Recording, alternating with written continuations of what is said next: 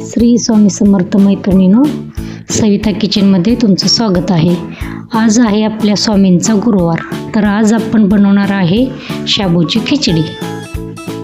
इथे मी 2 ग्लास शाबू भिजवून घेतलेला आहे। शाबू मी रात्री भिजायला टाकलेला होता, त्यामुळे बघा हा कसा मऊ लुसलुशीत भिजलेला आहे।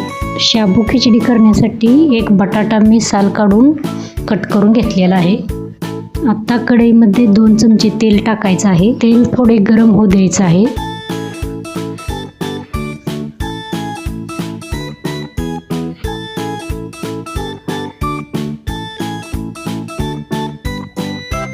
तेल गरम झालेले आहे। बटाटा टाकून परतून घेणार आहोत आपण। बटाटा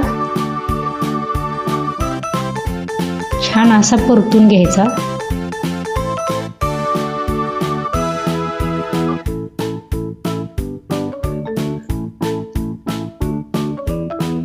आता त्यात चवीपुरते मीठ घालणार आहोत आपण।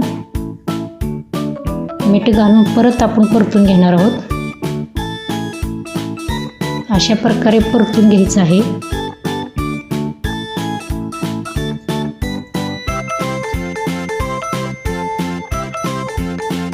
परतून घेतल्यानंतर 1-5 मिनिट आपण झाकून ठेवणार आहोत।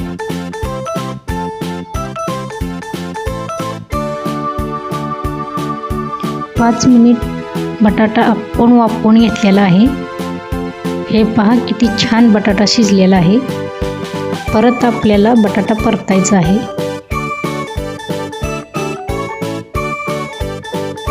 आता आपण यात हिरवी मिरची बारीक केलेली घालणार आहोत। हिरवी मिरची मी इथे बारीक करून घेतलेली आहे। तुम्ही बारीक बारीक कट करून सुद्धा टाकू शकता। मिरची घातल्यानंतर परत असे परतायचे आहे। व्यवस्थित असे परतून झालेलं आहे आपलं। आता आपण भिजवलेला शाबू यात घालणार आहोत।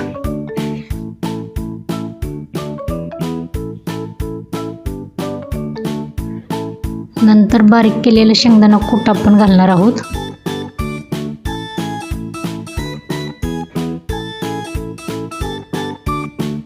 शेंगदाणा कूट घालून मस्त असं मिक्स करून घ्यायचं आहे। व्यवस्थित हलवून घ्यायचं आहे। ते मिक्स होईपर्यंत हलवायचं आहे आपल्याला।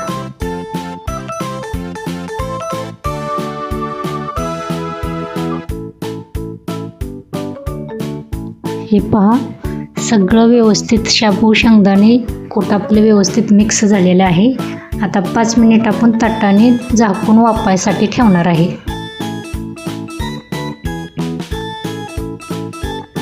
5 मिनिट शाबू वाफवून झालेला आहे। आता परत आपल्याला शाबू व्यवस्थित हलवून घ्यायचा आहे।